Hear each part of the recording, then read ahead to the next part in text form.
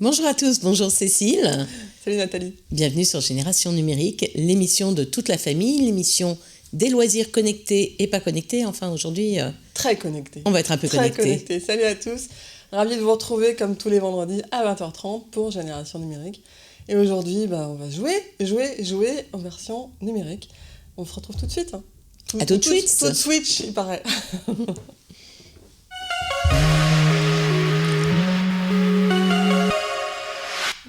Bon, ça va, j'ai réussi à placer le jeu de mots ouais. du jour. Donc effectivement, ça fait une semaine qu'elle est sortie, la Nintendo Switch. C'est la nouvelle console de jeu de Nintendo. Portable et pas portable. Voilà, qui est absolument géniale. Bon, on l'a testé. J'ai fait tester avec les enfants, etc. Ça marche très, très, très, très bien. Elle était assez... les gens étaient un petit peu circonspects. Hop, mais... C'est-à-dire qu'on a pris l'habitude avec les consoles nouvelle génération d'avoir une image juste parfaite. Celle-là n'a pas une image juste parfaite, mais c'est pas grave. Voilà, franchement, moi je la trouve parfaite l'image. Il y a toujours des gens qui vont chipoter. Oui, elle n'a pas la puissance de machin, bidule. Bon, elle est parfaite sur la petite tablette. Quand tu la mets sur un grand écran, forcément elle est moins parfaite. Mais on n'est pas dans... C'est pas ça qui compte. Ce qui compte, c'est vraiment qu'on peut jouer de façon vraiment, vraiment sympa. Je crois que j'ai oublié. Attends, je vais essayer de la remonter dans le bon sens. Attends, on peut pas tout faire en même temps. Ah oui, non, là, t'étais pas concentré. J'ai surtout oublié le support à la maison, mais il sert pas à grand chose. C'est pour ça que j'ai surtout oublié ça. Oui, c'est pas grave. C'est pas grave. Donc, la Nintendo Switch, c'est ce petit appareil qui est hyper léger. La boîte prend pas de place, la console ne prend pas de place. En plus, on a un support qu'on peut voir... Qu'on peut pas voir dans la boîte puisqu'elle l'a oublié. Non, mais par contre, on veut le voir ici. Sur la boîte, on voit qu'il y a un support noir ici. Hop. Dans lequel on glisse en fait sa console qui a toute la puissance. Quand on la met en position télé, quand on joue avec sur la télé. Mais sinon, alors, je vais la remonter dans le bon sens. Alors, l'immense avantage de cette console tout de même, c'est qu'effectivement on peut jouer sur sa télé et parce que les parents rentrent, parce qu'on doit partir, hop, on prend sa petite tablette et on part avec. On s'interrompt pratiquement pas dans sa partie et on peut vraiment jouer avec les deux modes. Donc ça, c'est vraiment super sympa. Voilà. Alors là, et donc surtout, la tablette, c'est pour la paix des familles, ça c'est trop top. Il y a cet écran, donc le petit... comment il s'appelle déjà, les Joy-Con, les deux manettes. On a ici l'emplacement pour mettre les jeux vidéo. Vous voyez la taille des jeux vidéo. Déjà, la boîte des jeux vidéo est plus petite, mais le jeu vidéo en lui-même est tout petit. Voilà, comme une petite... comme les DS, une cartouche de DS. Voilà. DS, je crois. Et aussi, on a aussi beaucoup de jeux dématérialisés à acheter en téléchargement. Hop, donc ça prendra moins de place dans les placards, ça c'est déjà pas mal. Elle sort avec un catalogue de combien de jeux à peu près ? Alors il y a une soixantaine de jeux indépendants, de petits jeux indépendants qui vont sortir très rapidement. Et il y a déjà, je ne sais pas combien il y en a qui sont de grands éditeurs, des grands jeux, mais j'en ai déjà compté une dizaine qui me plaisent, qui arrivent très vite. Là dessus nous avons la One to Switch qui est un des jeux phares. Ça c'est mon jeu phare qui sort tout de suite et il va être c'est 28 mini-jeux à jouer sur la tablette ou et qui peuvent vraiment donner la dimension de cette tablette parce qu'on va pouvoir jouer uniquement avec les Joy-Con même sans écran et c'est vraiment du 1 contre 1 et c'est vraiment drôle. Alors le principe de ce mini-jeu c'est de jouer avec les manettes en se regardant dans les yeux. D'accord, donc hop. To switch. Voilà, et en fait, on va jouer. Alors, où est le son là ? Je sais pas si vous avez encore des oreilles, mais moi plus. Donc, on va pouvoir jouer. Je donne une manette à Nathalie. Attends, par contre, il est où le truc ? Il faut remettre. Ah oui, parce que sinon, je vais l'envoyer valser. T'as pas confiance d'abord, en moi. on a besoin d'autres boutons. Donc, quand on le prend en mode comme ça, on ajoute ceci. Hop là. Et on met la petite languette sur Nintendo. On met toujours la petite languette, d'accord ? Voilà. Bah oui, parce que sinon, Mais d'ailleurs, moi, quand j'ai fait les tests, je l'ai envoyé valser. Je jouais au ping-pong. C'est honteux. Et le ping-pong et moi, c'est sportif. Voilà, c'est tout. Et après, une fois qu'on a ça, on peut jouer, en fait, en se regardant dans les yeux. On a à l'écran les commandes. T'appuies une fois pour montrer... On joue à quoi, là ? On joue... j'ai pas vu lequel était lancé. Vas-y, appuie sur un des... Hop, normalement... Ah. Évidemment, ça va pas marcher. Ça marche très bien, ça fait... Effet démo, c'est normal, vous inquiétez pas. Alors, soit je l'ai pas mis dans le bon sens, mais ça m'étonnerait. Là, tu es sorti du One to Switch. D'accord. Jeu en cours, on y retourne. Et l'écran tactile est de très bonne qualité, je trouve. Hop. Pourquoi il veut pas se démarrer ? Normalement, il démarre très bien. Donc il sort avec quand même Zelda, qui sera une des grosses ventes, en plus du One to Switch. Elle est en train de m'arracher le bras, mais vous en faites pas. On va vous passer la vidéo des jeux One to Switch qu'on a récupérés pendant que j'essaie de faire marcher ça. C'est quand même et puis au moins ça évitera que je perde, 2, je lui envoie la manette en pleine figure. Donc ça sera beaucoup mieux. On voit un peu la démo en One to Switch.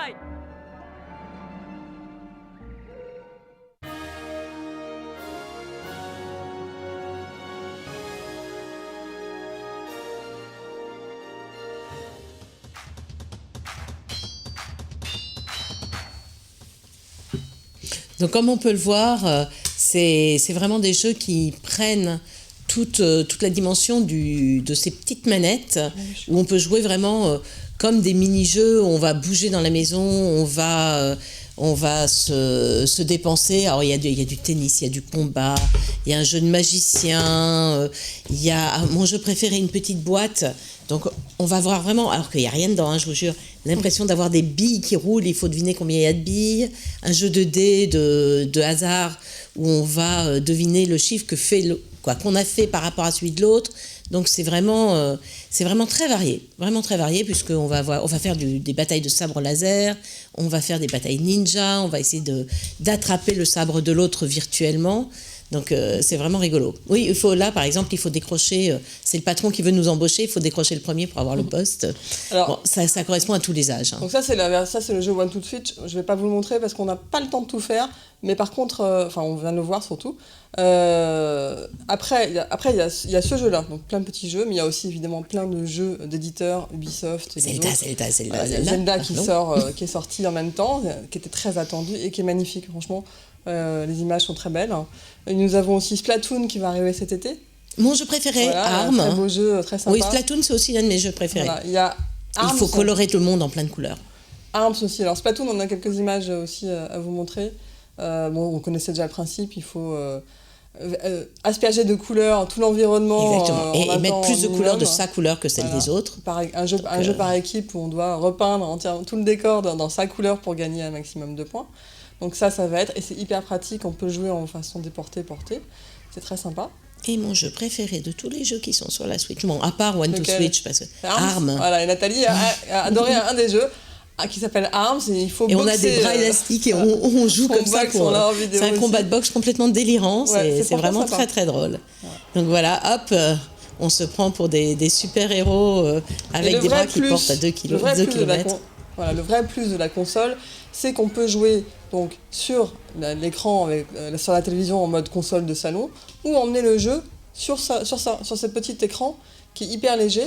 On peut continuer à jouer, donc si vous devez partir en voiture, ou si vous devez envoyer les enfants dans leur chambre parce que vous voulez profiter de votre télé à un moment dans la soirée, vous leur dites, tu prends la Switch, tu vas dans ta chambre. Et c'est super pour la pédophilie. Pour squatter la télé.